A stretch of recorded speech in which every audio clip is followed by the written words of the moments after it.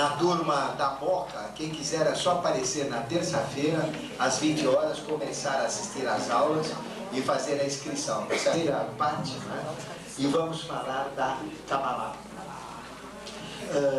Nós vamos falar de um conhecimento hermético que a tradição oculta chama de Kabbalah.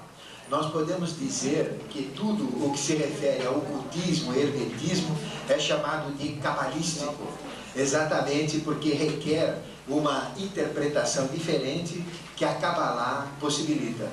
Então, Kabbalah representa uma série de conhecimentos, é uma sabedoria de rabinos hebreus, né, judeus, que permite o entendimento de textos sagrados. Muitas vezes, um texto sagrado ele é escrito de uma maneira diferenciada. São inseridos conhecimentos, mas são usadas chaves. Ou seja, escreve-se uma coisa com outras palavras. E a pessoa tem que saber como usar uma chave para interpretar o texto. Então, parte disso está dentro da Kabbalah. Então, a Kabbalah, ela mexe com sons, mexe com letras, com a mântrica Shakti, com a numerologia, com o tarô, ou seja, mexe com todo o conhecimento hermético. E permite os 32 portais da sabedoria, que são os 32 portais da Kabbalah. E a Kabbalah tem toda uma estrutura, e dentro dessa estrutura da Kabbalah, nós temos o próprio tarô inserido. Então, o tarô maior e a Kabbalah fazem uma coisa só. Representam um só conhecimento, mas parte desse conhecimento ficou para o povo eleito, né? Que nós chamamos o povo hebreu, que não abre a mão para nada, não só nos negócios, mas também no conhecimento, né? Realmente, por isso que é hermético. Mas independentemente disso, se a gente souber, as chaves entram nesse conhecimento, independentemente de ser hebreu ou não. Então, a Kabbalah, na realidade, é um patrimônio da humanidade. Não é específico para um povo, tá certo? Todos nós podemos estudar a Kabbalah e tirar esse conhecimento. A Kabbalah, ela é composta de 10 chamadas sefirotes. E estas 10 sefirotes, elas se unem por 22 caminhos. Aí, então, 10 mais 22, nós temos o total de 32. E a boca, ela representa exatamente o nosso portal, não é isso? Tudo o que entra dentro do nosso interior tem que entrar pela boca, não é isso? Tudo que a gente come, todo o mundo exterior, quando vai ser colocado dentro de nós, ele entra pela boca. E pela boca também a gente joga o nosso mundo interior para fora. Como que a gente conhece a educação de uma pessoa? Pelo proceder dela e principalmente pelo que ele fala. Em cima do que fala, e a gente sabe a educação, não é? E educação vem de educare, que quer dizer tirar de dentro para fora. Exatamente como Sócrates fazia. Ele começava a conversar com o discípulo. Você sabe, não sei, você sabe, quer ver como você sabe? Diga o que é isso, diga o que é aquilo. E de repente o discípulo começava a soltar conhecimentos que ele até se assustava, ele tinha dentro dele.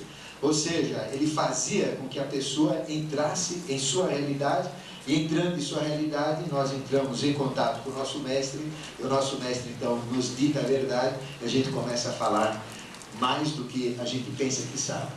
Então a boca, ela representa realmente o nosso portal da sabedoria. E nós temos 32 dentes, né, que seria uma dentição normal. E então, esses 32 dentes da boca representam os 32 portais da própria sabedoria. E este valor que a gente chama da boca, nós podemos pela caixa da boca, pela laringe, realmente pronunciar sons, pronunciar vibrações. E podemos pronunciar vibrações chamadas de sagradas. Aí vem a pronúncia do verbo, a pronúncia de palavras mágicas, palavras que têm um poder, um mantra e assim por diante. E essas palavras que têm poder, têm uma vibração especial, têm um número especial e têm também um poder especial. Assim, a Kabbalah, ela está diretamente ligada com o alfabeto hebraico. E o alfabeto hebraico tem 22 letras. Tem mais letras, mas são 22 básicas principais. E essas 22 letras elas estão relacionadas com os 22 arcanos que nós explicamos para vocês. Por isso que o alfabeto hebraico é um alfabeto sagrado.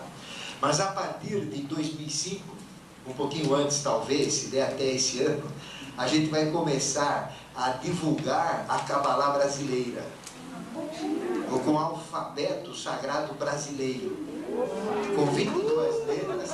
Não tem que bater palma para mim, não. É bater palma para a Maitreya. Porque com a manifestação de uma nova consciência, toda aquela tradição antiga vai ter uma nova tônica evolutiva. Então, nós temos uma Cabalá brasileira, né, que realmente em português, e a língua sagrada, agregando os valores da hebraica, não vai tirar o valor dela, porque é um valor de verdade, vai ser então em português. Então vai ser muito mais fácil para a gente entender, não é, esses fenômenos maiores. Porque as verdadeiras palavras sagradas estão em hebraico, estão em sânscrito, estão em grego, estão em aramaico, e nós não sabemos estas línguas. Agora imagina as palavras sagradas sendo colocadas em português, e muitas já estão sendo colocadas. Aí vai ter uma vibração bem diferente. Então, essa é a vantagem de nós estarmos no país, né, de onde vai emanar toda uma consciência da nova era.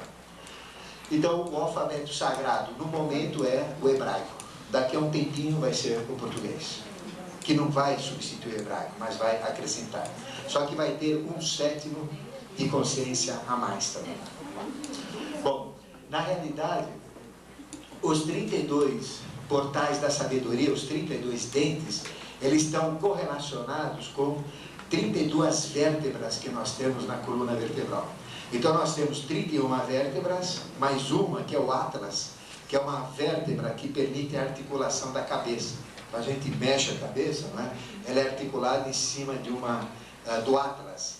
Da mesma maneira que o deus Atlas segura o globo terrestre sobre a mão, esta parte que nós chamamos vértebra Atlas segura o globo da cabeça com as mãos. Então existe uma ligação. E em volta de cada uma das vértebras, as vértebras são ocas, e dentro das vértebras passa a medula espinhal, e em cada segmento dessa medula nós temos 2 cordões nervosos que ladeiam a coluna espinhal, que são as cadeias simpáticas, aqui atrás, não é? Ladeando a coluna. E saindo das cadeias simpáticas, nós temos os plexos nervosos. Então, toda a nossa sensibilidade relacionada aos chakras que eu falei, e associando os chakras com o sistema nervoso, ele liga-se a um conhecimento oculto que nós chamamos caduceu de Mercúrio. Né? Caduceu de Mercúrio. E o caduceu de Mercúrio é nada mais do que 3 dutos que a gente tem, um que sai da narina direita, ele sai da narina direita ao olhar clarividente, passa pela região da garganta, vem para o coração, passa para o umbigo, depois ele vem para o esplênico e termina no chakra raiz. E da narina esquerda tem um outro duto que faz a mesma coisa, cruza no mesmo ponto na garganta, cruza no coração, só que ele é contrário, né? Ele vem para o outro lado. Cruza no umbigo, depois cruza no esplênico e cruza também no chakra raiz. Isto é representado por esse desenho, onde nesse desenho nós temos o cérebro e este cordão que desce, que é o bastão do caduceu, nós temos então a medula espinhal. No cérebro nós temos todo o nosso comando do instinto, aliás, todo o nosso comando consciente, né? Da razão, do raciocínio. E na medula nós temos toda a nossa parte do instinto, a nossa parte animal. Então, no cérebro hominal, pensamentos, né? Na parte da medula nós temos uma ligação direta com os nossos sentidos, sentimentos e emoções. Então, à medida que eu sensibilizo a minha medula, eu me torno um sensitivo.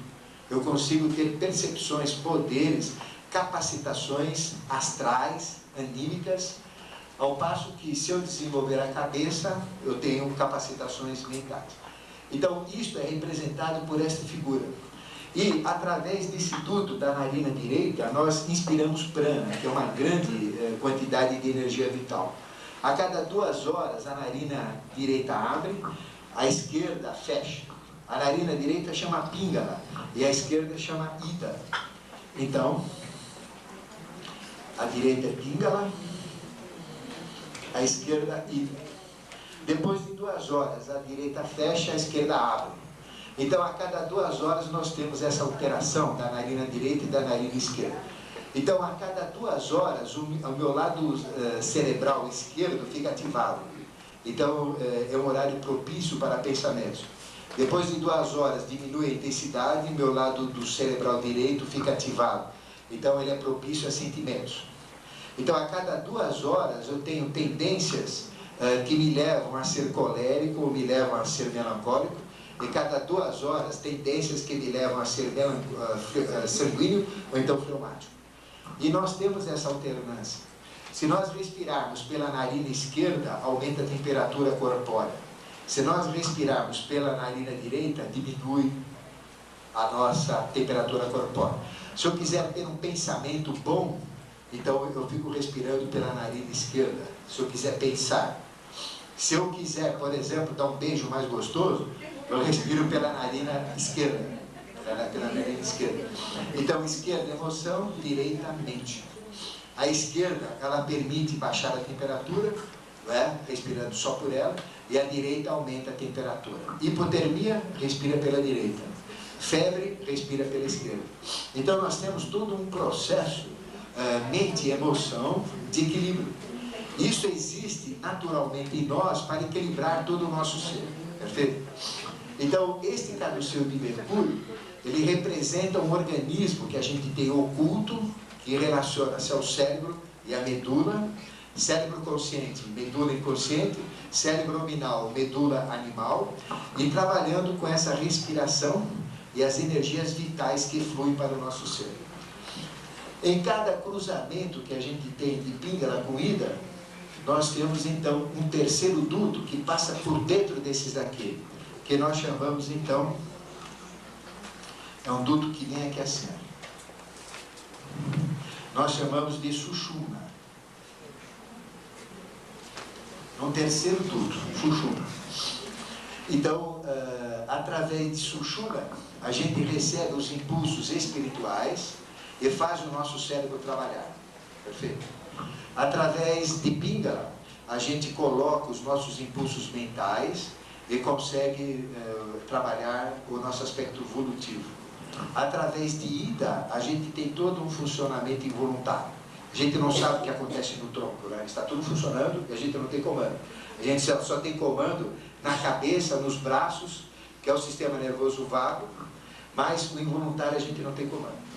Agora, à medida que a gente começa a mexer com o tarô, e à medida que a gente começa a mexer com a Kabbalah, que eu vou buscar esses 32 portais da sabedoria, e eu vou expressar esses 32 portais da sabedoria pela boca, em cima do que eu falo, pelas vibrações, pelos mantras, pelas palavras sagradas, não é isso que eu vou trabalhar? Então, automaticamente eu vou mexer com esse sistema. E esse caduceu de Mercúrio, ele tem um cruzamento, que é na região do pescoço, que é o chakra laríngeo, outro cruzamento, acho que aqui está errado, não é? 4, aqui é o 6, né? Aqui é o 10, aqui é o 12, esse daqui é o 16. Então nós temos um cruzamento na garganta, um cruzamento no coração, um cruzamento no umbigo, um cruzamento no esplênico, né? Nessa região lateral, e um cruzamento no final da espinha. Então, cada vez que Sushumna cruza com Ida, ou esses dois dutos etéricos se cruzam, a gente tem uma conexão com chakras. Automaticamente, lá de trás da espinha, vem um duto aqui para frente e a gente tem um chakra, que seria um chakra etérico. Então, através de um processo de respiração apenas, eu consigo adquirir poderes superiores. Aí vem a prática do pranayama, né? A prática do pranayama. Então, nós podemos, através do chakra, exercícios com chakras, mexer nesses dutos. Através de respiração pelos dutos, mexer nos chakras. Então, nós temos, na realidade, 4 chakras da nossa personalidade, que eu já falei. O chakra raiz liga-se ao nosso físico, o chakra esplênico liga-se ao nosso vital, o chakra umbilical liga-se ao nosso astral e o chakra cardíaco liga-se ao nosso mental. Este chakra da garganta já liga seu espiritual, que é o mental abstrato. Este liga-se à intuição e este é a percepção crística. Mas nós temos 4 chakras que trabalham a todo vapor, que são exatamente estes 4 aqui. Tá? Então, o chakra raiz tem 4 pétalas, ou 4 raios, 4 potenciais, por causa do compasso quaternário da Terra. O chakra esplênico tem 6 raios, ou 6 potenciais, ou 6 pétalas. O chakra umbilical tem 10 raios potenciais ou pétalas, e o cardíaco tem 12 raios potenciais ou pétalas. Então, o que acontece com os 32 portais? À medida que eu busco pela Kabbalah desenvolver o meu conhecimento superior, eu vou mexer com todos esses meus chakras também. Então, eu vou mexer com o chakra raiz, que tem 4, com o chakra umbilical, que tem 6, aliás, o chakra esplênico, que tem 6, o umbilical, que tem 10, e o cardíaco, que tem 12.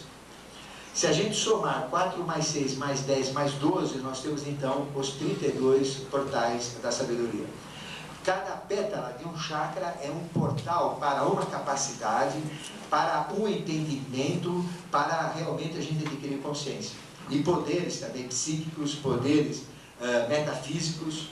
E nós temos então 32 portais, 32 capacitações. Está claro até aqui? E à medida então que eu estudo a Kabbalah, eu vou mexer com estes chakras. À medida que eu mexo com chakras, eu me capacito para a Kabbalah. São os 2 caminhos. Nós temos o chakra físico e o vital, que é o raiz e o esplênico, dá um total de 10. Não é isso? Então, equivale ao número 10, equivale ao próprio processo da Kabbalah, que tem 10 sefiras, que tem 10 regras. Depois, o umbilical, junto com o cardíaco, vai dar então 22, que são os 22 arcanos. Ou seja, como é que eu posso perceber os 22 arcanos? Pela minha alma, né? Que eu falei da alma mundi e da alma individual. Então, se a gente somar todas as pétalas, todas as capacidades dos 4 chakras que fazem a personalidade, ou seja, o corpo é o físico e o vital, a alma é o astral e o mental. Então a gente tem o jogo completo dos 32 portais. Então 32 portais representa todo o conhecimento que nós podemos ter, físico, vital, astral e mental. Aqui então nós temos o jogo dos 32 portais do conhecimento, ou 32 portais da própria sabedoria. E 4 vezes 8, né, vai dar o 32. Então, nós temos aqui, olha, 4 chakras vezes 8 possibilidades. Quais são essas 8 possibilidades? Nós temos a evolução toda, não é isso, que é centenária, mas a essência dela que representa uma oitava coisa para a próxima fase. Isso dá 8. Então, 8 vezes 4 dá 32. Então, através da Kabbalah, eu posso ter todo o conhecimento mineral, vegetal, animal e hominal. Posso ter toda esta sabedoria passada para a minha consciência à medida que cada pétala vai ser desenvolvida. E nós temos 7 chakras, né? Mas os 4 chakras que permitem um trabalho maior são os chakras da personalidade. São esses 4. Raiz, esplênico, umbilical e cardíaco. O chakra laríngeo, né, que é o 5º chakra, este nos liga ao espiritual, ao mental abstrato. O frontal, que é um 6º chakra, a intuição, e o coronal, a percepção crística. Mas, à medida que eu trabalho com a Kabbalah, isso tudo então vai se transformar em portais do conhecimento, e a gente vai adquirindo sabedoria, vai adquirindo poderes, capacitações, dons, virtudes, que normalmente uma pessoa não tem. Então, a Kabbalah, ela representa um jogo oculto que a gente pode despertar as nossas capacidades superiores. Simplesmente estudando a Kabbalah, simplesmente praticando a Kabbalah. Estudando os arcanos, a mesma coisa. Porque existe uma ligação direta dos arcanos com a própria Kabbalah. E essa origem da Kabbalah, ela é atribuída ao próprio Abraão, através de um livro que ele escreveu que chama Sefer Yetzirah. Então, Sefer Yetzirah é o livro da formação, é o livro da criação, da formação dos reinos. E ele tem, nesse livro, informações chamadas de sefiras. Sefiras são as anciãs sagradas, ou conhecimentos sagrados, que na realidade são emanações da divindade. Aí vem as 10 sefirotes, que compõem a própria Kabbalah. São 10 regras, 10 preceitos, 10 conjuntos de virtudes, de conhecimentos, que a gente deve entrar, 10 grupos de ideias, não é? E esses 10 grupos de ideias estão interligados por 22 caminhos. Aí a gente tem a Kabbalah total. Nessa pequena apostila que eu fiz, né, a gente então tem a parte inicial que a gente deu para vocês, e aqui nós temos um quadro. Estão vendo esse quadro que tem aqui?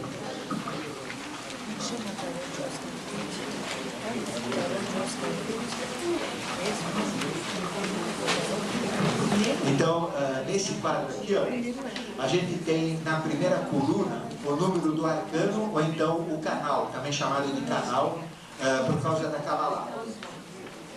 Então a gente tem um número, o canal, que vai de 1 a 22. Na segunda coluna, nós temos a letra hebraica. Então são 22 letras hebraicas. Na terceira coluna, nós temos a Sefirot, que seria a ligação ou os canais, que eu já vou explicar para vocês. Então, por exemplo, o primeiro arcano, ele liga-se com Keter e Shoshma, né? Shoshma. Então, a gente tem uma correlação do arcano com a própria Sefirot. Tá? Depois nós temos a letra correspondente em português, que vai ser um pouco diferente disso daqui, mas não vai ser muito não. Nós temos a letra diferente em português. Por exemplo, o Aleph corresponde ao A, Bet ao B, o Gimel corresponde ao G, e assim vai, né? Então nós temos o alfabeto português. Na outra coluna nós temos o valor numérico, que vai de 1 a 10 até o 10º, depois vai 20, não é? 30, 40, como eu expliquei, até o 19º, e depois de 100 em 100, até a última letra. Se vocês quiserem, por exemplo, saber o valor de uma palavra hebraica, o que vocês fazem?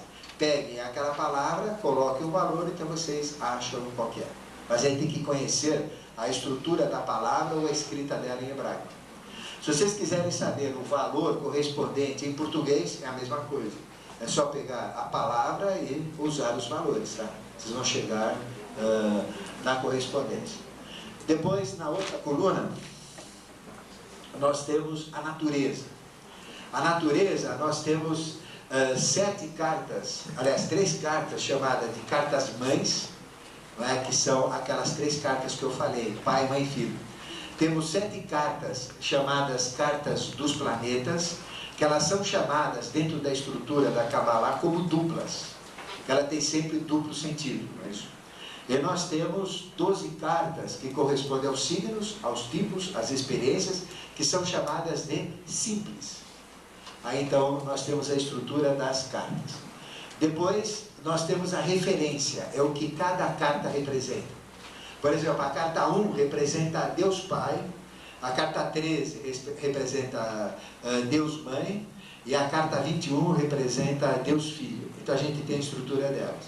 Depois, nós temos a carta 2, representa um planeta Lua, a carta 3, um planeta Vênus, a carta 4, um planeta Júpiter, a carta 11, o planeta Marte, a carta 17, o planeta Mercúrio, a carta 20, o planeta Saturno, e a carta 22, o planeta Sol. Então tem os 7 planetas em correspondência. Então a gente, por essa tabela, já sabe a letra, valor numérico, um monte de correlação, não é isso? E depois nós temos a outra tabela, que são interpretações das cartas, que nós vamos passar para vocês.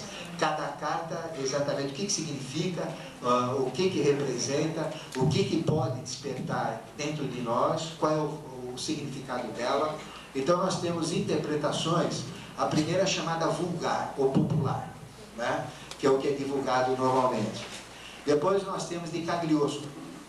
Cagliostro, ele representa O carneiro aqui tá certo? Carneiro? É Áries. É Áries. É, carneiro, é a mesma coisa. É que no popular, no vulgar, chama-se carneiro. É. Não, é Áries, é o mesmo que é. Bom, depois nós temos Cagliostro, né? A interpretação de Cagliostro. Cagliostro, ele teve uma função muito importante na Revolução Francesa. Ele é um aspecto de São Germano, né? A Revolução Francesa, ela foi comandada por 3 seres. O primeiro, que era a figura central, o próprio São Germano. É isso? É a figura central da Revolução Francesa. Ou seja, aquele que é o próprio rei do mundo, assumindo um aspecto humano, que é São Germano, que é o aspecto que ele se mostra como homem, comandou todo o processo da Revolução Francesa. Não que ele era revolucionário, ele tentou mudar o processo, mas não conseguiu, então deixou o povo fazer aquilo que tem que ser feito. E ele tinha 2 aspectos de São Germano, um chamava José Bálsamo, né? E o outro chamava-se Cagliostro. Então José Bálsamo é a coluna mental, não é isso? De São Germano, e Cagliostro é a coluna emocional. E através de Cagliostro, que é um aspecto de São Germano, existe essa interpretação também das lâminas. Aí vem Cagliostro. Depois nós temos a interpretação do próprio São Germano, que é a figura central, do lado aqui. Depois nós temos a interpretação de Henrique José de Souza, não é? Que recebeu todos esses, todas as lâminas ou figuras aqui presentes, é o que ele fala, certo? É o nome que ele dá.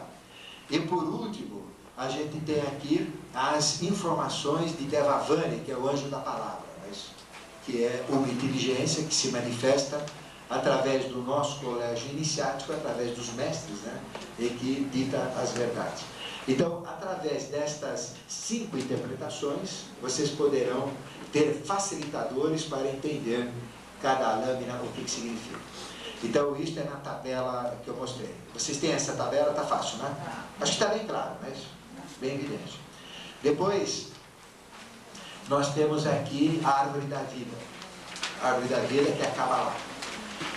O que interessa nela, simplesmente, é a disposição e os caminhos.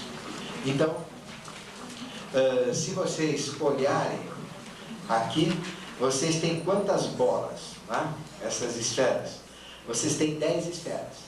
Essas 10 esferas, elas são chamadas de sefirotes, ou chaves do conhecimento, ou grupos de conhecimentos que a gente deve buscar e desenvolver. Depois, cada uma destas sefirotes, que são o número de 10, dispostas dessa maneira, elas têm caminhos. Então, quais são os caminhos? Olha, 1, 2, 3, 4, 5, 6, 7, 8. Então, o caminho é quando uma se liga com a outra, num sentido só. Então, tem 8, 9, 10, 11, 12, 13, 14, 15, 16, 17, 18, né? 19, 20, 21, 22. Então, a gente tem 22 caminhos da Kabbalah. Então, o que são caminhos? São essas ligações, não é? Então, repetindo aqui, ó, 1, 2, 3, 4, 5, 6, 7, 8. Tá certo? 9, 10, 11, 12, 13, 14, 15, 16, 17, 18, 19, 20, 21, 22. Então, são 22 caminhos. De qualquer jeito, são 22 caminhos. Tá certo? Ficou claro? Ou seja, Binah, aliás, Keter aqui em cima. Keter significa coroa. Não é a coroa que a gente entende aí, né? A coroa, a mulher que já tem uma certa idade. A coroa de reino, né? De domínio. Então, Keter se liga com Shokimah, e Keter se liga com Binah. E Keter se liga, então, com Tiferet. Então, Keter tem 3 canais. Perfeito? O canal com Binah, o canal com Tiferet, um canal com Shokimah, ou Shoshimah. Depois, se a gente pegar Tiferet tem quantos canais? 8 canais, né? Então tem 1, 2, 3, 4, 5, 6, 7, 8 canais. Então, qual que é realmente, dentro da Kabbalah, na opinião de vocês, a Sefirote mais importante? É essa, não é isso? Então, Tiferet, ela é central e tem 8 conexões, 8 canais. E assim, então, a gente tem uma ligação entre as Sefirotes. E esses 22 caminhos, ou 22 ligações, a hora que eu faço essa ligação, a hora que eu estudo isto, eu vou ter um entendimento das 22 lâminas do tarô. Entendendo as 22 lâminas do tarô, eu vou entender as conexões da Kabbalah. Uma coisa está ligada com a outra. Ficou claro? Entendendo as 10 Sefirotes e os 22 caminhos, o que eu tenho? 10 mais 22, 32. Eu tenho os 32 portais da própria sabedoria. Perfeito? Então, eu consigo ter os 32 portais da sabedoria e eu consigo, então, ter entendimento dos 10 grupos de ideias. Quais são os 10 grupos de ideias? São esses que estão aqui, sintetizados, né? Aqui. E este jogo todo, ele é chamado de árvore sefirotal. É uma árvore sefirotal. Para facilitar o entendimento, que vocês vão ver na explicação que eu vou dar, que vai simplificar muito a Kabbalah, porque o pessoal complica muito.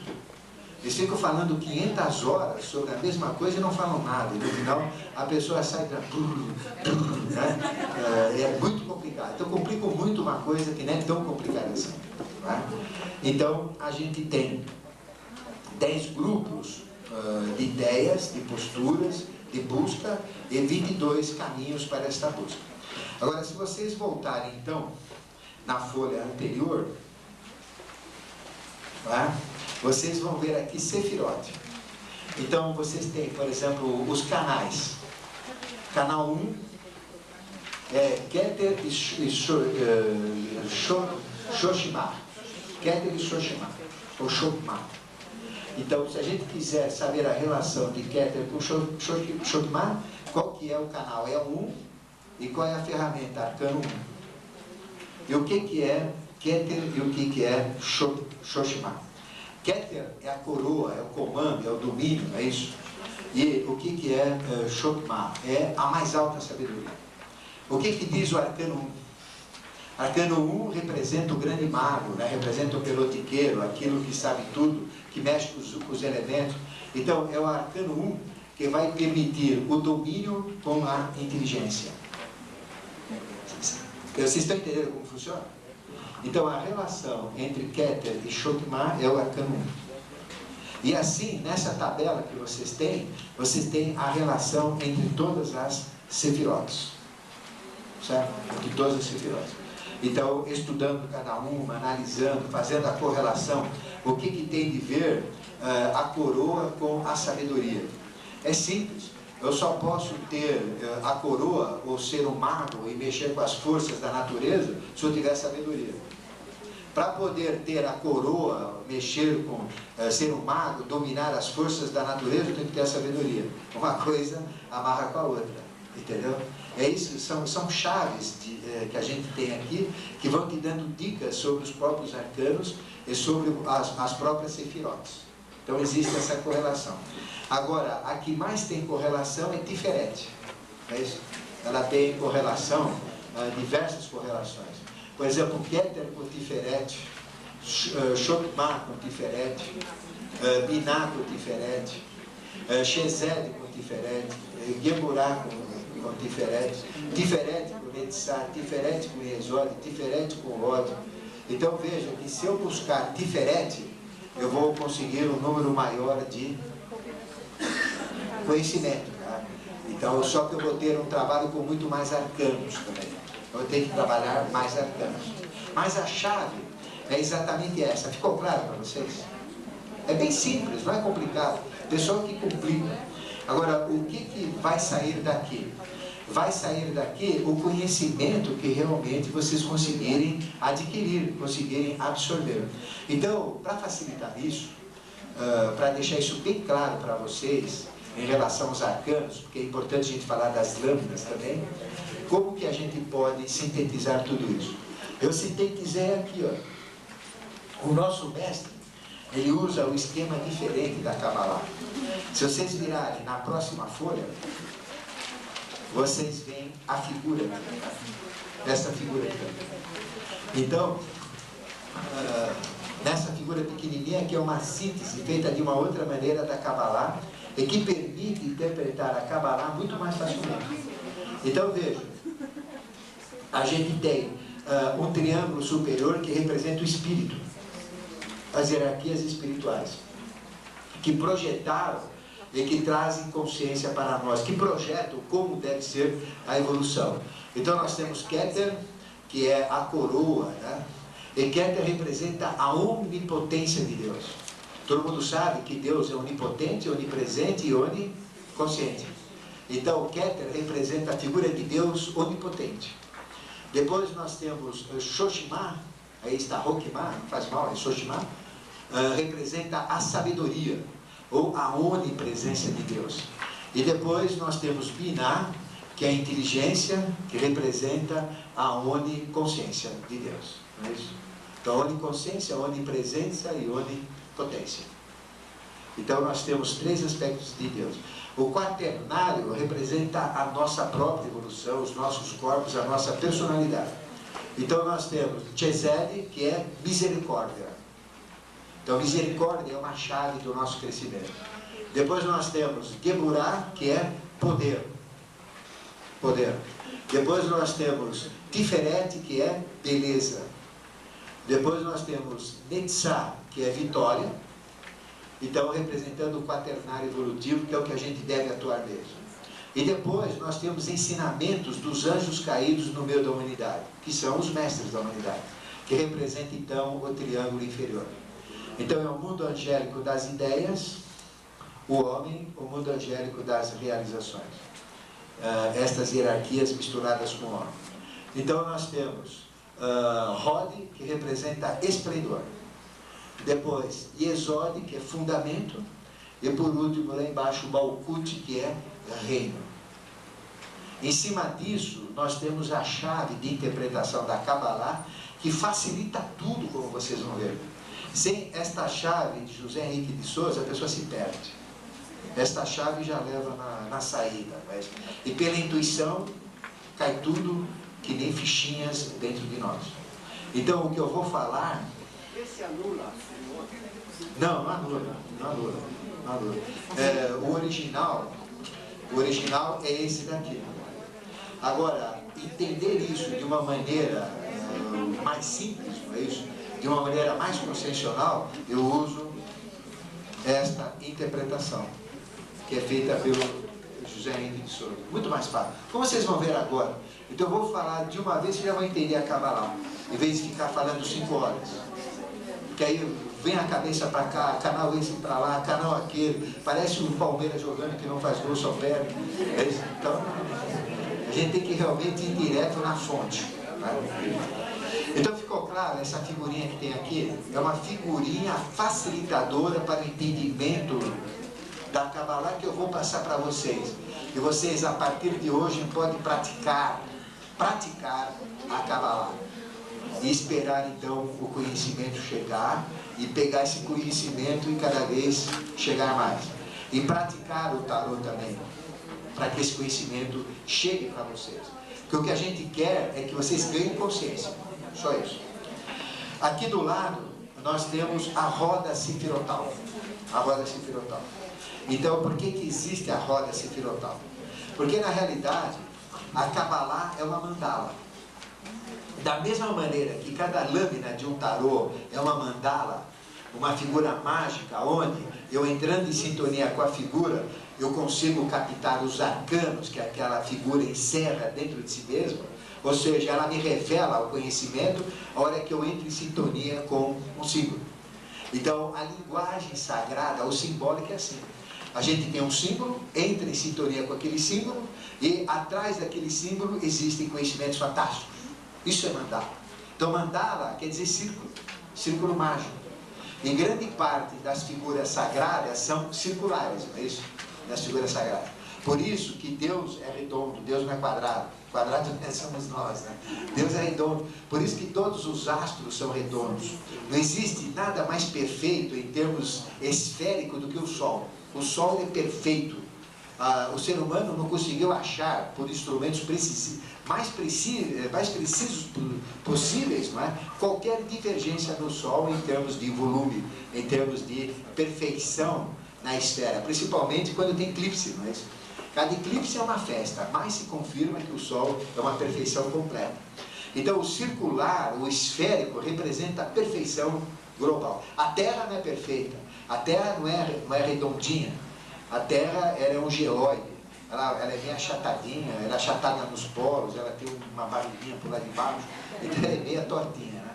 Então não tem essa perfeição. Mas o Sol é perfeito, as estrelas são perfeitas, por isso que o esférico a gente chama então de mandala, significa um processo mágico.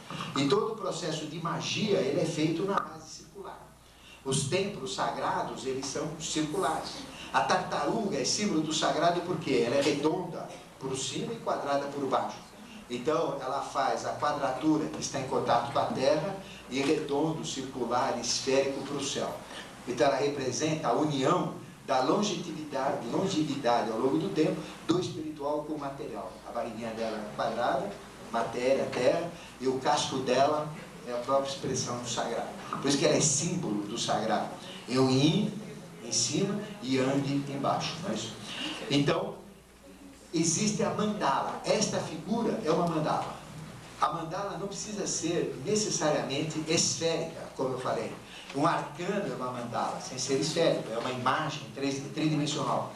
Mas, para facilitar todo esse processo da mandala, muitos cabalistas pegaram esta figura e transformaram na roda sefirotal, que aí virou uma mandala mesmo. Então, meditando nesta roda sefirotal, a gente então estaria meditando numa mandala. Mas, não precisa usar isso, a gente coloca mais para vocês conhecerem o que é isso. Meditando simplesmente, sem ser redondo, nessa figura, o efeito é o mesmo. Né? Porque o que interessa não é a forma, mas o que interessa é o conteúdo. Bom, então, falando da Kabbalah global que a gente tem, e depois completando com os arcanos, que a gente vai falar, vocês vão ter os 32 portais da sabedoria, não é? Em cima do que a gente falar agora para frente. Aqui, nós temos as letras hebraicas, as 22 principais letras e outras letras derivadas. Não é? E cada uma dessas letras tem um nome na tabela, o valor numérico, então vocês têm chave já para fazer pequenos estudos, para brincar um pouco, né, com esses valores. Não é? Realmente. Se a gente pegar, por exemplo, nomes, como Hitler tem o nome 666, o valor dele é 666. Então muita gente diz que o Hitler é a besta. Não é isso? Então, realmente, por um aspecto foi, né? Agora, então, muitos seres, tem muitos nomes por aí que tem nome de besta, né? Que tem 666. Aí o pessoal já fica com o pé atrás, aquele lá tem 666, né? Será que é? Será que não é? E aí vem uma série de histórias. Mas tem Papa também com o número 666, que também não quer dizer que não pode ser a besta. Né? A besta pode assumir qualquer figura humana. Com todo o respeito, não é esse Papa, não, é outro Papa. É esse Papa não é. Bom, então aqui a gente tem um alfabeto que complementa, vamos dizer, esse trabalho, tá certo?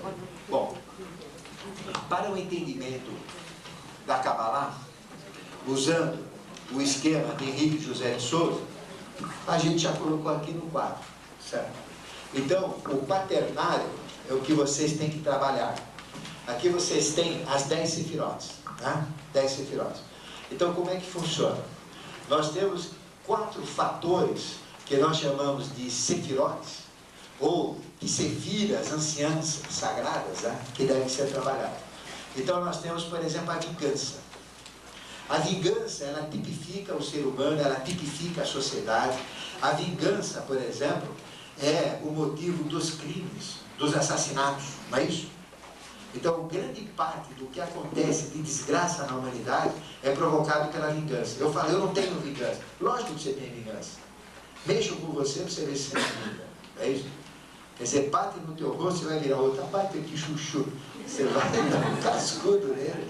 Quer dizer, a vingança, ela está inserida no contexto evolutivo. E realmente é um fator muito forte que provoca desgraças em termos sociais. A vingança, por exemplo, é a mãe das guerras. A mãe das guerras.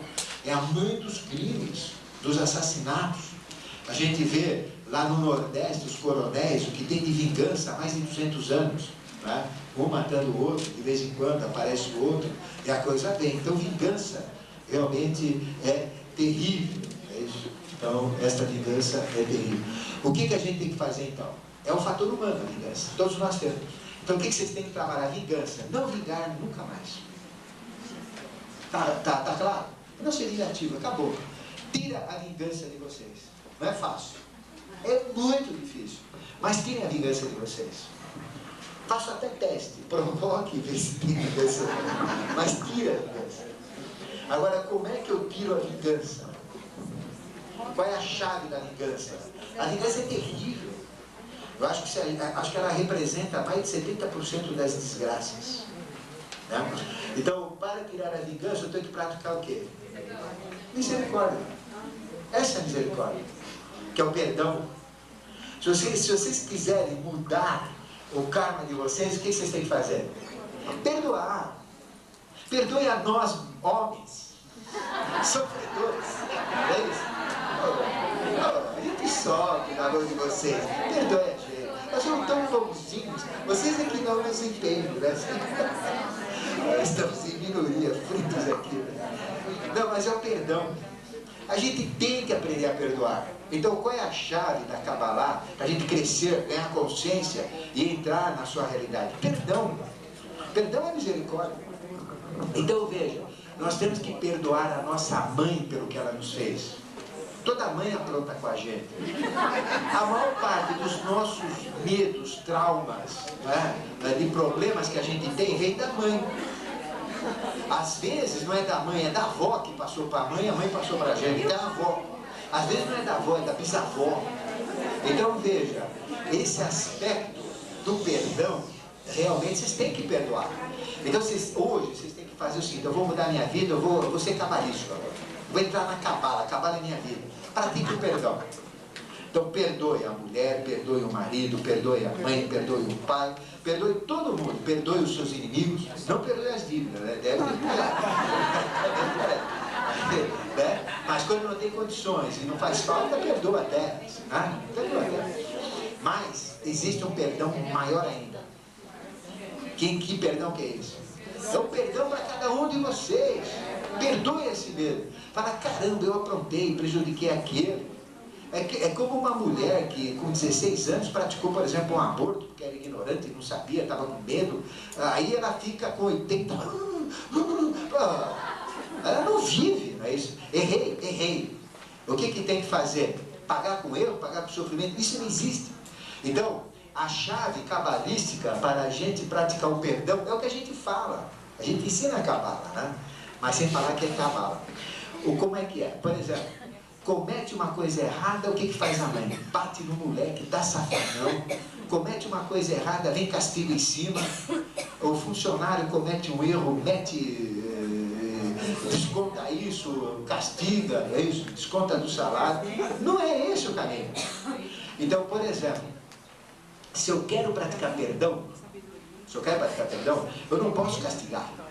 Eu tenho que ter o quê? Misericórdia. Mas é uma misericórdia com sabedoria. Então, qual que é a sabedoria que está atrás disso? Ao praticar o perdão, cometeu uma coisa errada, o que ele tem que fazer? Pagar com erro, bater no moleque, judiar, castigar, não faz isso, não faz aquilo. É pior. Isso vai gerar trauma, vai gerar raiva. É o que a gente tem. A gente tem esse lixo, né, emocional, por quê? Porque é de uma educação errada. Se a minha mãe, cada coisa errada que eu fizesse, ela falava, errou. Eu apanhava de vara de marmelo. Ficava uma semana sem sentar. Apanhava mesmo. Só que para ela me pegar não era fácil. Mas eu digo o seguinte, se em vez de fazer isso, ela falasse, olha, você errou, você vai fazer uma coisa certa. Muda tudo. Então, por exemplo, qual é o processo? Errou, faz coisa certa. Não, você errou? Não, você vai ter que fazer uma coisa certa. Então, este princípio aqui, ó, da Kabbalah, da vingança, eu não posso castigar. Se eu castigar, eu estou errado. Eu tenho que fazer o quê? Misericórdia. Misericórdia é perdão, eu tenho que perdoar.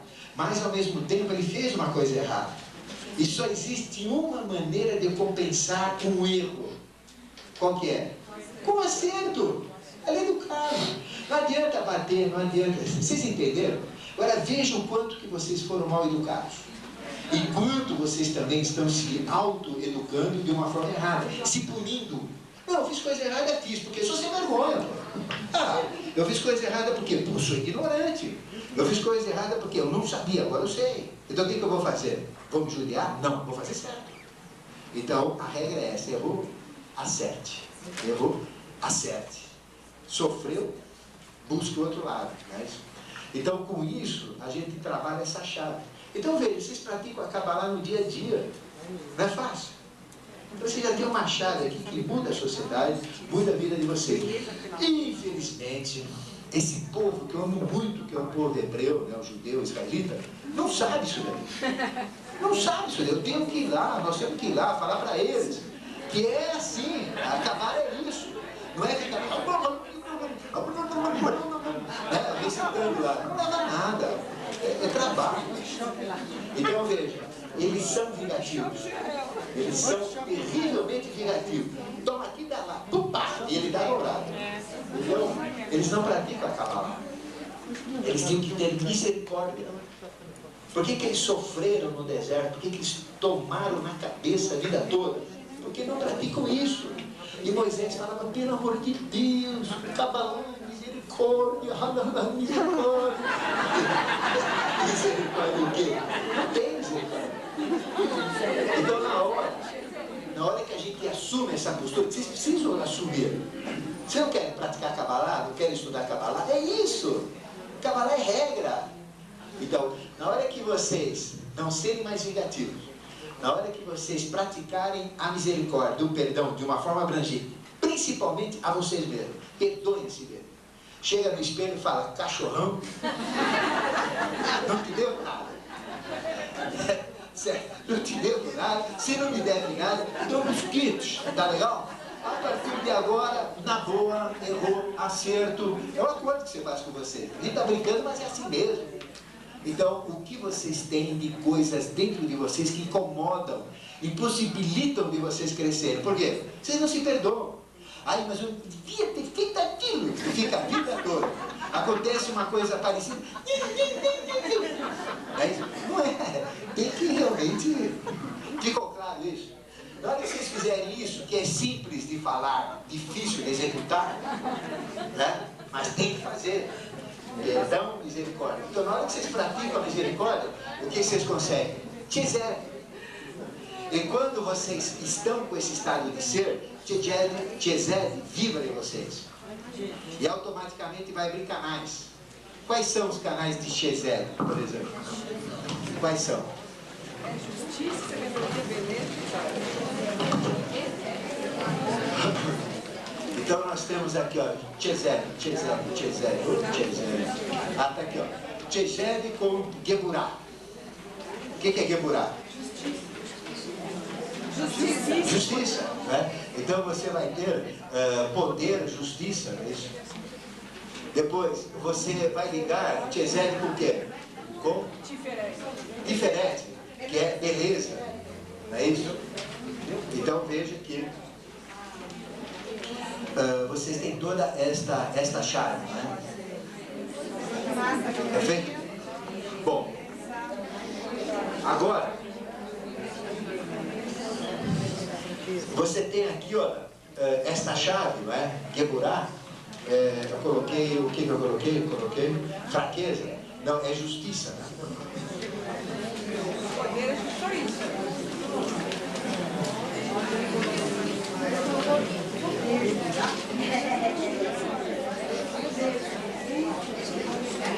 Injustiça e injustiça. Não é isso? Depois diferente é beleza e netzah. É a vitória. Tá certo? Bom, Então agora vamos trabalhar um segundo fator que a gente tem, né? Qual que é o segundo fator que a gente tem? Segundo o esquema de JHS, né? A gente tem, por exemplo, Tchezep, que nós já trabalhamos. A segunda, então, é o quinto, que é Geburah. Geburah, então, é justiça. Então nós temos, por exemplo, a injustiça, que é o fator oposto que a gente vive, a gente tem que buscar a justiça. Bom, vocês já tiveram algum caso com a justiça? É complicado, né? A gente vê mais injustiça do que justiça, não é isso? Simplesmente porque você faltou uma assinatura, simplesmente porque você não fez isso, pronto, aí vem o castigo, o juiz manda e paga, que não sei o que lá, qualquer coisa. Isso pra gente, agora pro outro pode fazer qualquer coisa errada, aí a gente não tem jeito. Por quê? Porque eu sou a vítima. Ah, peraí. Então existe muito mais injustiça do que justiça, não é isso? Então veja o quanto que existe de injustiça na sociedade. Então eu pergunto, não é direito de todo mundo trabalhar? Lógico que é. Então o que tem que fazer o governo, o que tem que fazer a sociedade, toda essa estrutura que a gente monta, o que é? Criar condições para gerar trabalho para todo mundo, não desemprego. Então o fato de eu não ter trabalho é uma injustiça. O fato de eu não ter casa é uma injustiça. O fato de eu não ter um plano de saúde, uma assistência médica, é uma injustiça. É tudo injustiça. Eu tenho direito. Eu estou vivo, eu sou um ser humano, então eu tenho direito a tudo isso, já que existe no contexto social. Então tudo que eu não recebo é injustiça. Ignorância, injustiça. Então veja que o critério de justiça também é muito forte. Nós realmente temos mais injustiças do que justiça. E nós praticamos injustiças, com certeza, não é isso? E vivemos dentro da injustiça. Então, qual que é a segunda chave da Kabbalah? Transformar a injustiça em justiça. No próprio valor de justiça. O que é justiça? É lei. O que é justiça? Equilíbrio. Então a gente tem que viver num processo de equilíbrio. Agora, colarinho branco não vai preso. O sujeito olha o jetão, bota esse lá no xilindró, né? Nem pergunta. Agora o outro pode ficar lá com televisão, não é? Então que diferença tem o lalau? Não, vamos falar do lalau. Que diferença tem o lalau de alguém da periferia, de uma favela que matou alguém, que roubou e chegou até a matar alguém? Que diferença tem? Ele é pior. Muita diferença. Ele é muito pior. Sabe que ele é pior? Pelo seguinte, porque... Eu vou dizer por quê? Porque ele afetou muito mais gente. O dinheiro que ele surrupiou, estou prejudicando a escola, eu estou prejudicando a assistência médica, eu estou mexendo com educação, eu mexo com tudo. Então é muito pior do que aquele que mexeu com uma família só. Quer dizer, tem um valor de crime, lógico, mas ele é localizado, o outro é generalizado. É muito pior. Então veja, eu não estou atacando, eu estou dizendo a realidade. Isso é uma injustiça. E o que ele é? Juiz, gente. É juiz. Então veja, que justiça que é essa que a gente vê tanta injustiça? Por isso que o totem da justiça, na Suíça tem aquela venda cobrindo os olhos. Sabe por quê? Para não ver as barbáries que fazem em nome da justiça. É isso? Senão ela estaria aberta e olhando. Né? Então veja, a gente tem que trabalhar nesse processo da injustiça. A gente tem que buscar a justiça. O que é buscar a justiça? É buscar a lei. Tá? Qual é a nossa lei? 10 mandamentos, não é isso? Então, se eu seguir os 10 mandamentos, eu estou fazendo o quê? Eu estou praticando o Geburah. O que são as tábuas da lei, não é? As tábuas de Asgard, que o Moisés entregou para o povo dele. É Geburah. Siga isso que está tudo bem. E quem determinou aquilo? As próprias hierarquias que se manifestaram para ele no Monte Sinai. Primeira vez que ele teve contato, o que eles fizeram? As hierarquias começaram, olha, primeiro, do jeito que está, não dá. Nós temos que ter uma nova raça, temos que ter uma nova sociedade, então você vai ter que ter regras. São anjos que se manifestaram para ele, né? São esses mesmos anjos que a gente chama anjos caídos. Então, se manifestaram para ele e disseram, você tem que fazer isso, isso, isso, 10 mandamentos. Depois, os escravos, que eles tinham escravos também, e foram escravos. Então, vocês têm que fazer isso, isso, isso. Então, aí tem a questão do escravo. Aí tem regras sociais, regras éticas, regras morais. Aí falaram para ele, escreva isso. Desce lá, escreva. Depois que você escrever tudo isso, você mostra para o teu povo. Se você aceitar, eu faço aliança com você. Aí vem a aliança, aí vem a arca da aliança. Ele aceitou. Então ele anotou tudo aquilo. O que é isso? É o Pentateuco. Ele escreveu o próprio Pentateuco. Então o Pentateuco tem 5 livros. É o Gênesis, não é? Êxodo, Levítico, Números e Deuteronômios. Então são regras de ética, de moral. E lá dentro tem essa aliança. É o que ele fez. Está aqui, olha, minha aliança, meu escrito. Eu aceito. Ah, você aceita? Tá bom. Então nós vamos estipular os 10 mandamentos. Você vai oficializar. E isso daqui você vai manter como compromisso seu comigo. Conosco, né? Fazer aquilo. Ele falou, top. Aí então ele deu a segunda ordem. Faça a arca da aliança. O que é a arca da aliança? É o depositório onde colocaram esse compromisso que é a aliança. Aliança com o sagrado. E estas 10 sefirotes nada são do que expressões ao nível de humanidade dos 10 mandamentos. Exatamente igual dos 10 mandamentos. Então, se eu seguir os 10 mandamentos, se eu sou crente, católico, não interessa. Se eu sou yogi, sigo as 5 yamas, 5 niyamas, interdições e prescrições, são mandamentos também, né? Decálogo do yoga.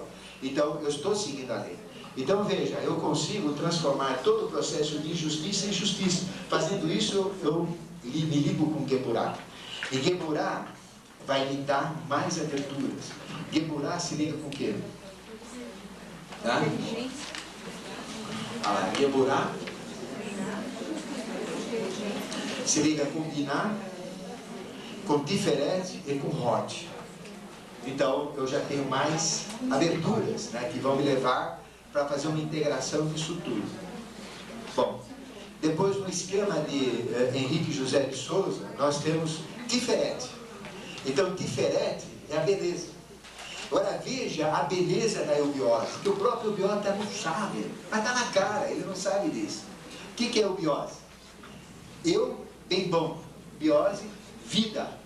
É viver em harmonia com a natureza, com o cosmos, consigo mesmo, com o universo, viver de acordo com as leis naturais, né? Ser naturalista, né? Então é viver em harmonia. Então veja, a eubiose é o próprio Tiferet. Você sendo eubiota, você é Tiferet. E Tiferet é a sexta, preste atenção, é a sexta Sefirote. E quem é Henrique José de Souza? É o sexto planetário.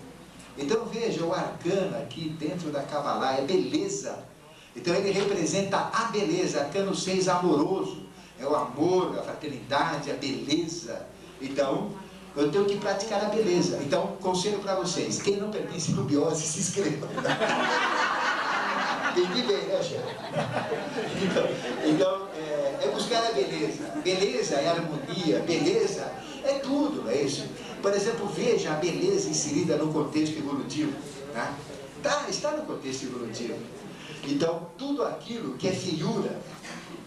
Bom, não é por causa disso que eu vou afogar só, né? Mas tudo aquilo que é feiura, e a feiura não é a expressão. Não adianta, por exemplo, a gente pegar uma mulher linda de morrer e por dentro ela ser um lixão. Não é isso?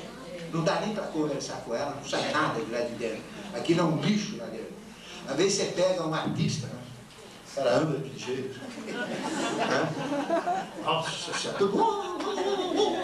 Aí você senta para conversar com ele, uma topeira. Não sai nada lá de dentro, é um saco vazio. E o que sai besteira. Então, não é beleza.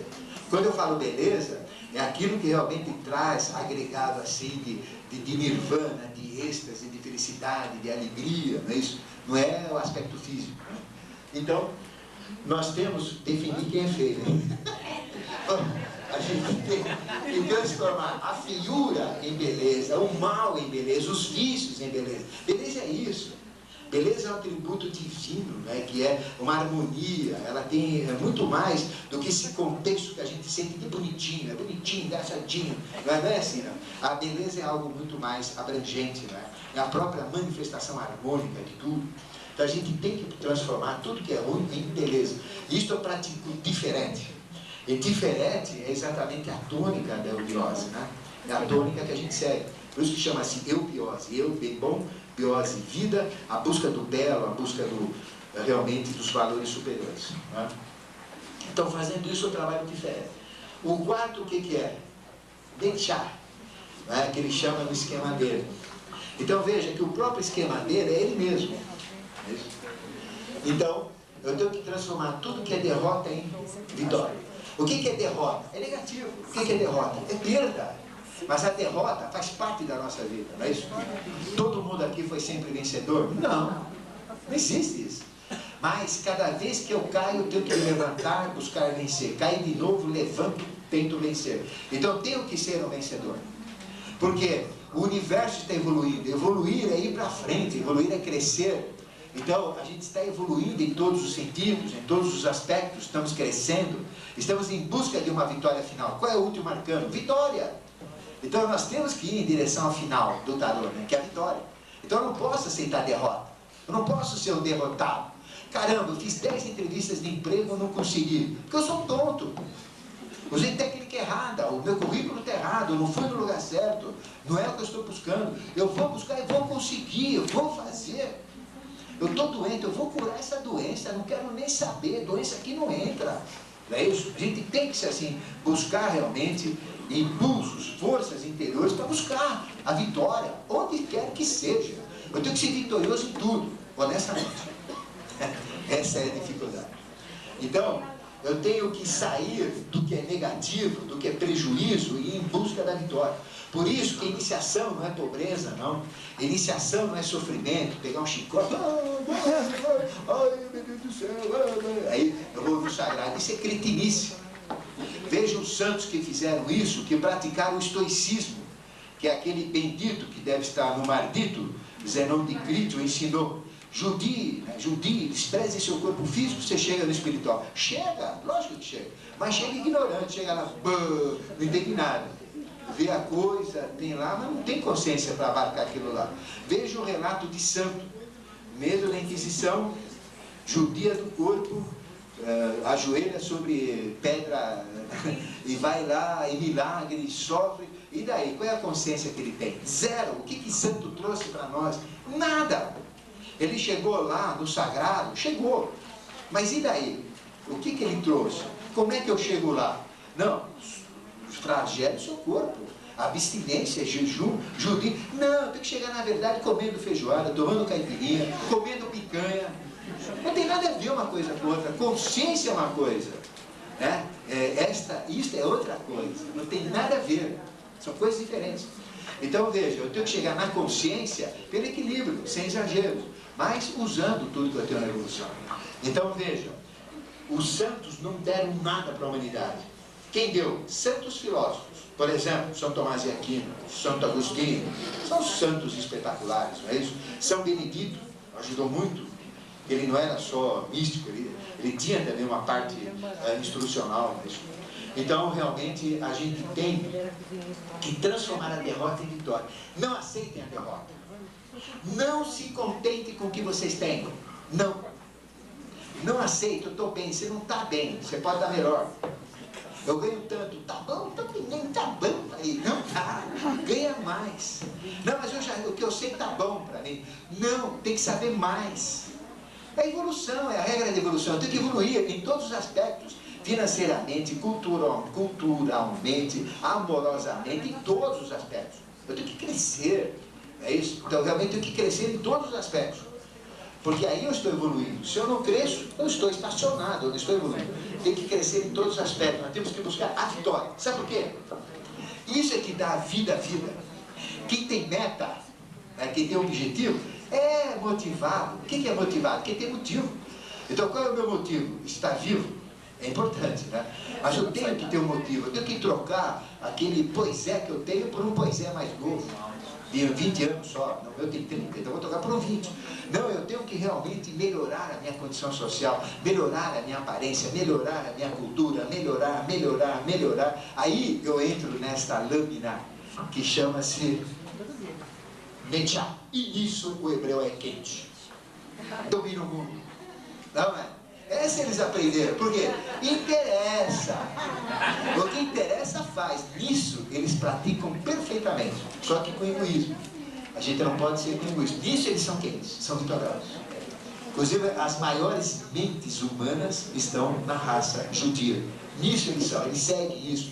A mãe judaica ensina isso para o filho, todo mundo ensina. Então eles são econômicos, eles têm objetivos, têm metas, eles buscam. Então é isso que nós temos que ter, esta vitória. A beleza nem tanto, também pratico, mas nem a sola. Agora a vitória é importante.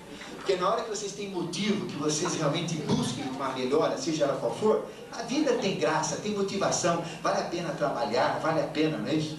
E quem vai para frente? Quem é motivado. Então a chave disso é a motivação. Então buscar a vitória. Vocês como mães, como pais, têm que fazer filhos vitoriosos. Você como mulher tem que fazer marido vitorioso. Que atrás de todo grande homem tem uma mulher. Tem uma grande mulher. Pode parar. E atrás de toda grande mulher tem um grande homem também. Mas não... Pensando bastante. Mas olha, realmente um casal só vai para frente se os dois buscarem a vitória. Em todos os aspectos. É isso aí. Então o casal tem que buscar a vitória. Os pais, junto com os filhos, têm que buscar a vitória. Nós temos que buscar a vitória. Vocês buscam a vitória todo dia? Eu busco mais ali, né? Tem que buscar mesmo. Então veja. Olha, a coisa é simples de falar, mas para executar é difícil. Olha, esqueçam, joguem fora a vingança de vocês. Joguem fora. Tirem. Joguem fora mágoas. Joguem fora tudo isso daí. Vocês vão chegar então na misericórdia. Perdão, pratiquem o perdão, a misericórdia, e vocês vão chegar em Shezé. Quando a alma de vocês não tiver mais resquícios de vingança, que realmente vocês se perdoaram a tudo e a todos, vocês entram no estado concessional Shezé. Aí vocês vão saber o que é Shezé. A gente não sabe o que é Shezé. É muito mais forte do que vocês pensam. Porque essa misericórdia é um estado de êxtase. Quando eu perdoo alguém, eu entro em clímax, eu entro num estado assim que você não faz ideia o que é a gente ser misericordioso. Por isso que as hierarquias são. Porque é gostoso. Aliás, recentemente o Papa perdoou uma vez. Olha, você falou uma coisa séria. Por exemplo, esse Papa que nós temos aqui, não é? Esse Papa é fantástico. Dá vontade de ir lá, dar um beijo naquela mão trêmula dele e na carequinha dele. Tirar o chapéu. Lindo. Por quê? Veja só a humildade dele, pedindo perdão, não é? Pelos crimes da Idade Média, por não ter ajudado os próprios judeus na guerra, né? Deixar, olhar para lá enquanto Hitler fazia as barbáries e... vamos expulsar da punho de fraternidade, né? E deixa lá Hitler fazer o que fazia. Deviam se revoltar, ele pediu perdão. Então veja, a própria igreja está fazendo isso. Essa atitude do Papa é Shezé. Então, a injustiça, fujam da injustiça, fujam daquilo que atrapalha a beleza da vida, tudo aquilo. A desorganização, ela é típica disso daqui. Nós somos desorganizados, nossos pensamentos são desorganizados, nossos sentimentos. Ah, será que eu gosto do Juquinha, do Pedrão, do Benê ou do Joãozão? Quer dizer, ninguém sabe nem quem gosta. Não sabe nem o que faz, não sabe nem o que pensa. Nós somos desorganizados. E na hora de procurar uma tela, pelo amor de Deus. Então a gente tem que realmente trabalhar esse fator. Tudo que é ruim, tudo que é desorganizado, tudo que é feio, tudo que não agrega valor, vamos transformar. Não se acomodar com uma coisa ruim, com uma feiura. Porque na hora que, por exemplo, eu dou uma pintada lá numa parede suja que eu tenho em casa, arrumo um armário que está tudo escangalhado, na hora que eu pego aquele poisé que só pega no tranco, dou uma melhorada nele, eu estou praticando diferente. Mas tem que ser em tudo, buscar beleza. E a gente praticando a beleza, a gente fica bonito. Né? Faz parte. Mesmo sendo feio. Pelo menos tenta, né? Pelo menos tenta. E a derrota, nunca deixe se perder na vida. Nunca sofra uma derrota. Se vocês fizerem isso daqui, são 4 chaves. 4 chaves, né? Da Kabbalah. Isso é praticar Kabbalah. Não é ficar fazendo conta lá. Essa é a verdadeira Kabbalah, é a transformação de cada um. E à medida que vocês praticam isso, isso vai estar vibrando em você. Se você consegue mexer em Shezé, o canal dela vai te cutucar para outra, vai despertar outra. Se você mexer nessa, te mexe naquela.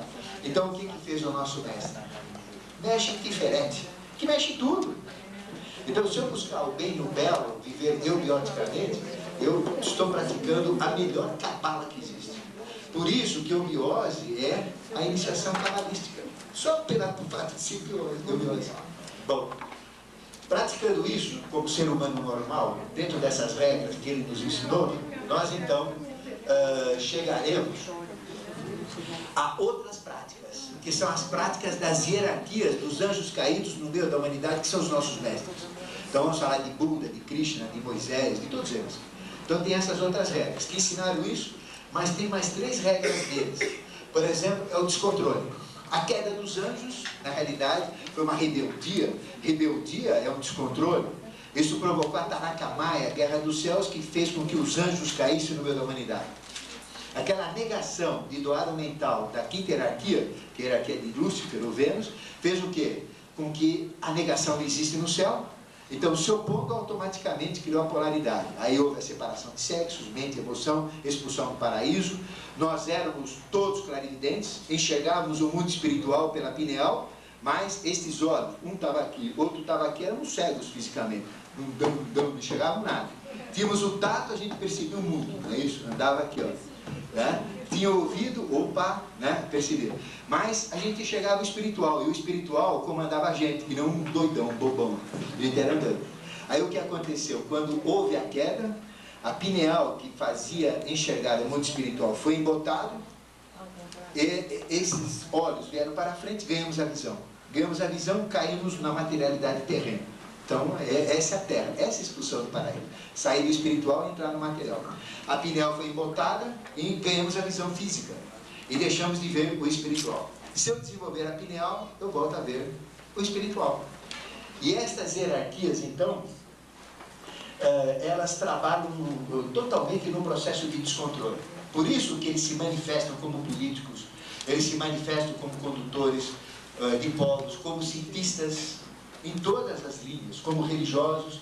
Para quê? Para realmente ter o controle, não é, do processo evolutivo. E a evolução não é controlada, não é isso? Realmente não é, tudo é aos trancos e barrancos. Então, a gente praticando o controle, saindo de um descontrole, principalmente o descontrole de si mesmo. Nós somos descontrolados, não é isso? Às vezes a gente entra no estado de ser que nos leva a ficar meio doido. A gente não tem controle. A gente, se tivesse controle, eu tenho que ter os 4 temperamentos. Eu não sou colérico, eu não sou sanguíneo, eu não sou fleumático e eu não sou melancólico. Ou seja, como é que eu adquiro esse controle? Nós temos os 4 temperamentos: colérico, sanguíneo, fleumático e melancólico. Imagina uma pessoa que é colérica, então ele fica nessa área, ele está vivendo nessa área do colérico. Então o que acontece? Ele desgasta, ele fica estressado, o nervoso, não permite o controle, então ele quer impor, ele exige, isso traz desgaste. Imagina o sanguíneo.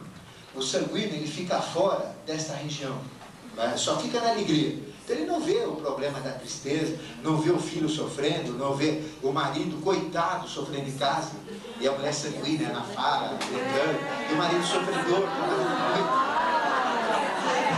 ou vice-versa, o marido sanguíneo lá, e a esposa, coitadinha lá, agora tá bom? Então veja, o que acontece? Dá uma irresponsabilidade, não é isso? E também ele se desgasta, porque ele está usando muita coisa, eu não preciso usar. O fleumático, o paradão aqui, na inércia dele, não vai para lugar nenhum, não acompanha a evolução. O fleumático, o melancólico, vivendo só no passado, na tristeza, não vive o presente. Também esse coitado nem vive. Ah, mas ontem você fez aquilo, que se dane ontem, vou falar hoje. Não, mas anteontem, 1937, e aquele dia lá? Quer dizer, não me interessa. O que eu não comi ontem, eu não como hoje. O que eu não fiz ontem, eu não faço hoje. Então eu tenho que partir de hoje para frente.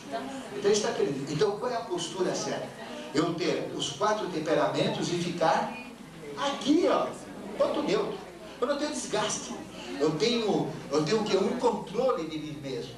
Então, o que é praticar Malkuth? É reinar sobre si mesmo. Eu sou os 4 temperamentos. Eu sou colérico em todo o potencial. Eu sou sanguíneo em todo o potencial. Eu sou fleumático em todo potencial e sou melancólico em todo potencial. Aí o que eu faço? Estou no ponto neutro, não tenho desgaste. A minha consciência está a 1000 por hora. Então eu não estou preocupado com o mundinho aqui. Eu estou numa outra realidade consciencial.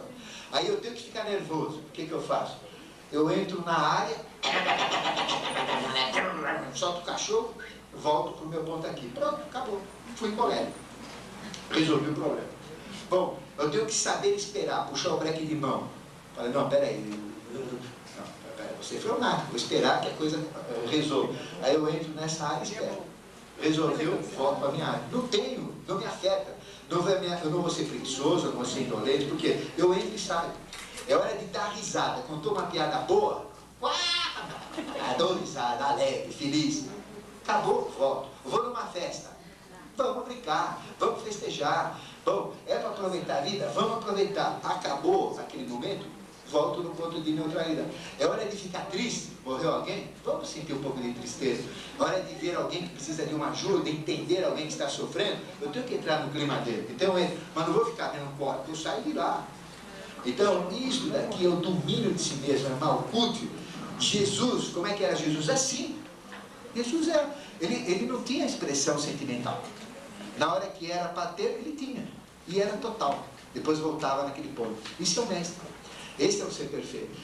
Então a gente tem que ter controle de si mesmo. Reinar sobre nós. Agora vocês controlam a vida de vocês? Vocês têm controle sobre vocês? Às vezes a gente fica, não vou fazer. Aí vem a tentação. Faz. Não vou fazer. Fiz. Não tem controle. Não é. Então, isso daqui, Malkuth, é reinar sobre si mesmo. E vejam, o exemplo de Malkuth é o grande rei da vida. Ele era tudo. Ele era poeta, ele era sacerdote, ele era músico, ele era adivinho, ele fazia tudo, né? Então, é a multiplicidade que a gente tem. Depois, outro ponto que a gente ensina, dentro da escola de iniciação a gente pratica, então, isso é o controle, mas esse é o principal. Conseguiu um trabalho aqui, começa também a praticar o controle de vocês. Isso é básico. Depois, o preconceito e dogma. Todos nós temos preconceito. O que é preconceito? É um preconceito, não é? Não é um conceito, não é uma realidade. O que é dogma? É uma coisa que foi imposta que eu não sei se é verdade ou não, eu tenho que fazer porque me disseram que eu tenho que fazer. Então não pode aceitar dogma, não pode aceitar preconceito. Isso então, quando você corta preconceito, corta dogma, você está praticando exódio, que é fundamento, é base, é realidade, é verdade. Então realmente é aquilo que realmente sustenta toda a tua vida. Eu não posso estar sustentado em mentira, em preconceito, em dogma. É isso que tem que estar sedimentado em verdade. A iniciação, a pessoa automaticamente pratica isso, porque as bases da iniciação levam à prática de exódio. Depois, outro ponto é a iluminação. Eu tenho que buscar ser iluminado, que nem o espírita, né? O espírita tenta o quê? Ser um espírito de luz, ele tenta buscar a iluminação, todo mundo busca a consciência, busca a espiritualidade, busca a luz. É isso? Então, a hora que eu busco a iluminação, que eu busco me iluminar, ganhar consciência, automaticamente eu pratico Rod, eu me torno no próprio esplendor. E o que é Cristo? Cristo é Rod, é esplendor Cristo. Então, o que quer dizer Cristo? Cristo quer dizer esplendor, quer dizer luz, quer dizer vida. Então, veja, aqui já são hierarquias que estão organizando o ser humano, a sociedade, não é? Os acontecimentos, estão tirando os dogmas, trazendo verdades, e eles estão ajudando a gente a se iluminar. Agora, se eu entrar na deles, mais ainda eu vou ganhar. E tudo isso, só para fechar, ele é voltado então a tornar um discípulo, através da ajuda dos mestres que entram na humanidade, ele se tornar um adepto. Adepto significa aquele que conseguiu, vem de adeptus. Então, na hora que eu fizer esse trabalho aqui, eu não sou mais ser humano. Eu já entro numa classe especial de ser, sou diferenciado. Então eu entro nessa filosofia dos anjos caídos, desses mestres da humanidade. Eu já começo a me envolver com mestres. Aí, qual é o objetivo? É ser um adepto. E o que é um adepto? É aquele que é sabedoria, é a própria sabedoria, ele é Soshima. Então esse é a Dev. Esse é o nosso objetivo, que é o espírito. Tudo vem do espiritual, tudo volta para o espiritual. É Binah. O que é Binah? É a inteligência superior. Inteligência não é pensamento. Lembra que eu falei de um punhado de terra, de uma planta, saiu um avião? Isso é inteligência. Inteligência é tudo isso que está no contexto evolutivo, e tudo isso está dentro da minha cabeça. E eu posso usar a humanidade porque eu sei que essa planta pode me dar um plástico, esta planta pode me dar um remédio, este material pode me dar um metal novo para a sociedade, para ajudar a sociedade, isso daqui pode me dar isso, isso é inteligência. Então veja, isso é Binah. Binah é inteligência superior, inteligência angélica. E depois Keter. O que é Keter? Keter é o domínio total. É ser um Gudra, é ser um dominador da própria humanidade. E nós temos um chakra chamado Vibhuti. Só para vocês entenderem. Quando eu consigo despertar Keter, eu sou Keter, eu sou coroa. Eu sou coroa mesmo, né? Eu sou Keter, né? Mas eu falo, quando eu sou Keter de domínio, não de coroa, de domínio, de coroa, de poder, mas aí então eu vou ter os 8 poderes lá dentro. Quais são os 8 poderes? São 8 poderes que nós temos associados no chakra Vibhuti, que fica pendurado no coração. Tem 8 pétalas. Cada pétala tem um poder de um chakra, dos 7 chakras. E a 8ª, o poder dele mesmo. São os 8 poderes do adepto, o Vibhuti, 8 poderes que Jesus tinha. 8 poderes que Moisés tinha. Então Moisés praticava aquilo lá por ele, não era por ordem do Eterno que ele falava, que ele era a própria expressão do Eterno, ele tinha os poderes. Só que ele falava aquilo para poder fazer o povo dele, fazer a conexão com o sagrado e conseguir a aliança, que ele conseguiu, que é o compromisso do povo hebreu. Só que não estão cumprindo. E essa aliança é isso que faz esse povo sofrer. Tem que cumprir. Desde o Êxodo nós estamos cumprindo. 1250 anos atrás, ou antes de Cristo, ou 3.250 anos atrás. Não? Passou muito tempo. Bom, então na hora que eu tenho Keter, a coroa, eu tenho 8 poderes. Quais são? Poder de ânima. Poder de ânima é a gente se tornar pequeno, entrar dentro do átomo e prescrutar, pesquisar a própria matéria atômica. Entrar no universo a menor, lá para dentro. Eu tenho o poder oposto, que é o poder de Mahima, é o poder de expandir a minha consciência e ir para o cosmos, ver o sistema solar, ver uma galáxia, ver tudo, e entrar no cosmos, e levar a minha mente lá para dentro. Eu vou ver que existem outros sistemas planetários que a ciência desconhece, mas existem já. Então veja quando a gente pode crescer. Poder de ânima, pequeno, poder de Mahima, grande. O terceiro poder é o poder de Lagma, é o poder de ficar leve, é o poder de flutuar, é o poder de levitar. As pessoas estranham, caramba, levitar? Só nós não levitamos, o universo inteiro levita. Onde está a lua? Está levitando. Onde está a terra? Está levitando. Onde está o sol? Está levitando. Onde estão as estrelas? Estão levitando. Onde estão as galáxias? Estão levitando. Só nós, ignorantes, é que não levitamos. Então, quando eu adquiro uma consciência cósmica, uma consciência planetária, eu saio do chão. Eu não preciso ficar, eu levito, eu entro nesses estados. Isso daí chama-se poder de Lagma. O poder oposto é o poder de Garima, que é o poder de ficar pesado, força, de ser a própria força. E uma força terrível, que pode realmente movimentar o que quiser. É a força máxima. Vocês já viram aquele, como é que chama ele lá? Que tem a capa lá, que toma criptonita, né? Super-homem, né? É o verdadeiro super-homem, ou super-mulher, tanto faz, né? Depois, nós temos o 4º poder, o 5º poder, que é o poder de Prakamya. Prakamya é o poder de realizar qualquer desejo. Às vezes eu tenho um desejo assim, muito forte, no estado de ser, um desejo de algo que eu nem posso ter. De repente a coisa vem, eu tenho. Vocês já passaram por isso. Só que é difícil a gente entrar nesse estado, mas quando entra a coisa vem. Chama-se poder de Prakamya. Aquilo que a gente quer acontece. Então a gente tem o poder de realizar os desejos. Depois tem o poder de Prakti. Prakti é o poder de transferir a consciência no tempo e no espaço. Aquilo que vocês perguntaram. Eu posso ir para o passado, posso ir para o presente e posso ir para o futuro. Eu posso ir no passado do etérico, no passado do astral, no passado do mental, no futuro do etérico, do astral, do mental, no presente do etérico, do astral, do mental. Então eu posso transferir realmente a minha mente para onde quiser. e dá a capacidade também de curar. Então, aquela cura que Jesus fazia, curas terríveis, é o poder de prática. Todos nós podemos curar. Pegar um paralítico e fazer andar, pegar um leproso, um aidético, uma pessoa doente e fazer curar. Por que a gente não cura? Porque eu não tenho prática. Se eu tenho prática, eu curo. Entendeu? É o poder de curar. É uma capacidade que a gente tem, uma capacidade angélica, não é isso? E profetizar, o poder de profetizar. Depois tem o poder de Shaktiva, que é o poder de criar pela mente. Eu penso e a coisa acontece. Então, do jeito que eu penso, tudo acontece. Já pensou que legal? O que você pensa acontece. Isso realmente, a gente cria materialmente o que quer. E por último, é a própria Keter. A própria Keter, né, que é a coroa, que é o poder de Shita. O poder de Shita é mexer com qualquer força, fazer o que quiser, de dominar qualquer força, de dominar até mesmo as forças materiais. Querer fazer chover, chove. Querer dar um vendaval, dá. Faz o que quiser com os elementais, com as forças. É o poder de um Rudra, de um ser perfeito. Poder de Shita. Então veja, gradativamente, por essas posturas que eu coloquei de uma maneira muito simples para vocês, não é simples isso? É difícil de fazer, pessoal.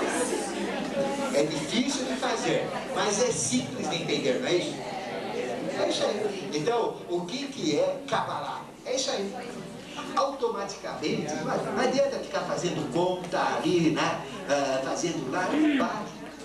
À medida que eu vou tendo a minha postura de vida, vou sendo isso, o que acontece? O resto vem.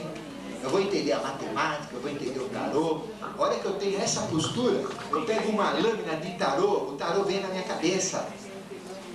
Eu não preciso estudar tarô. Se eu pratico Tchezev, Geburah, Tiferet, Netchat, eu pego simplesmente essa lâmina que vale ouro. O que nós estamos passando para vocês, aqui tem 2000 anos pela frente, gente. Tem um total, até aqui, mais 2000 anos para frente, né? Então, vejo que vocês, quem tem uma qualidade dessa, olha uma lâmina dessa, já sabe que a coisa vem. Ele entra em contato com essas realidades.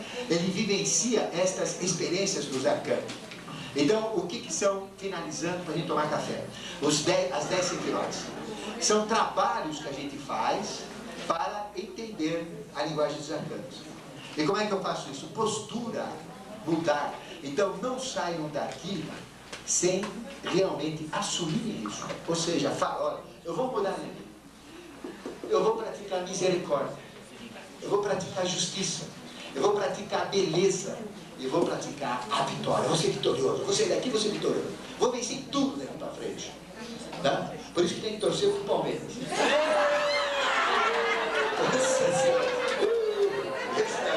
A pessoa Caetano. Corinthians, 5 meses sem ganhar. Estou sempre baixo. Então, mas essa é a postura que vocês têm que tomar. Façam isso e vocês estarão praticando a Kabbalah. Na hora que vocês fazerem isso, aquilo vai ser decorrência. Isso vai ser o prêmio de vocês. Aqui é o prêmio. Esse é o prêmio. Então a gente tem que buscar. Aí, tarô, tudo isso vai vir automaticamente. Não quer praticar aquilo? Racha a cabeça no tarô. Tá?